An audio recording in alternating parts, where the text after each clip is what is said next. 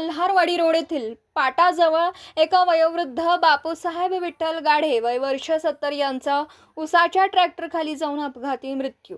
बापूसाहेब गाढे हे रोजच्या दैनंदिन दिनचर्येनुसार आज दिनांक 2 जानेवारी रोजी सायंकाळी 5 वाजता आपल्या नातींना शाळेतून घेऊन जाण्यासाठी आपल्या राहत्या घरातून कृष्ण मंदिर येथून भागीरथी शाळेत जात असताना एका अज्ञात गाडीने मागून धक्का दिल्याने बापूसाहेब गाढे हे शेजारून जाणाऱ्या उसाच्या ट्रॅक्टरखाली पडल्याने त्यांना गंभीर दुखापत होऊन त्यांचा जागीच मृत्यू झाला। नगर मनमाड रस्त्यावर आज सकाळपासून ट्रॅफिक जाम होत असल्यामुळे वाहन चालक जिकडे रस्ता दिसेल तिकडे गाड्या घालत असल्यामुळे अपघात होतात अशी चर्चा आहे।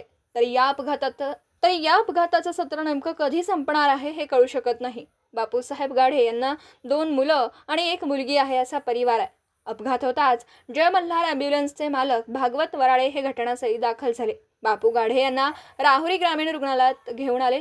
तेथील वैद्यकीय अधिकारी यांनी त्यांना तपासणी करून मृत घोषित केला। यावेळी अपघातस्थळी नगराध्यक्ष भाऊसाहेब मोरेसर, नगरसेवक सोनाबापू जगधने, नगरसेवक गजानन सातभाई, नगरसेवक सागर तनपुरे, RR तनपुरे, माजी नगरसेवक अक्षय तनपुरे, बाळासाहेब उंडे, बाळासाहेब गाढे हे उपस्थित होते। दीपक साळवेसह योगेश पवार, न्यूज 14 राहुरी।